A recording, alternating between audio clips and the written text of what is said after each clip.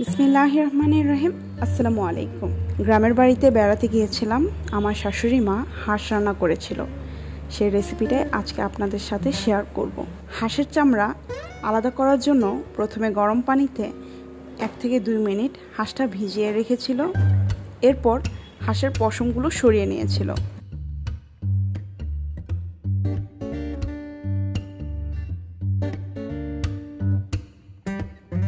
হাঁসের গায়ে অনেক ছোট ছোট পশম লেগে থাকে, তাই আগুনে ছেঁক দিয়ে নিয়েছিল, যাতে করে কোনো ছোট পশম হাঁসের গায়ে লেগে থাকলে সেটা যেন পুড়ে যায়। এবার পরিষ্কার করে ছোট টুকরো করে কেটে নেওয়া হয়েছিল।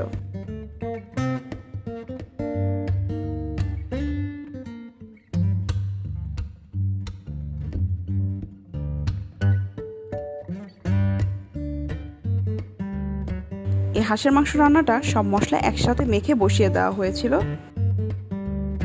পেঁয়াজ, হলুদ, মরিচ, পাটায় বাটা আদা, রসুন, জিরা ও আস্ত গরম মশলা ও তেল দিয়ে সামান্য পানি দিয়ে একসাথে মেখে মাটির চুলায় রান্নাটা বসিয়ে দেওয়া হয়েছে। রান্নাটা হতে খুবই অল্প সময় লেগেছে। 25 থেকে 30 মিনিটের মধ্যে রান্না হয়ে গিয়েছিল। যেহেতু মাটির চুলায় রান্না করা হয়েছে, তাই খুবই অল্প সময় লেগেছিল।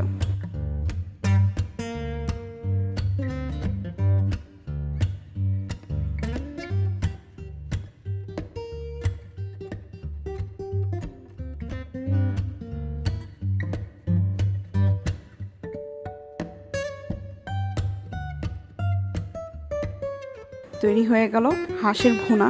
আশা করি আপনাদের কাছে ভিলেজ স্টাইলে হাঁসের ভুনা রেসিপিটি ভালো লেগেছে। ভালো লাগলে প্লিজ আমার চ্যানেলটাকে সাবস্ক্রাইব করবেন। সবাই ভালো থাকবেন, সুস্থ থাকবেন। আল্লাহ হাফেজ।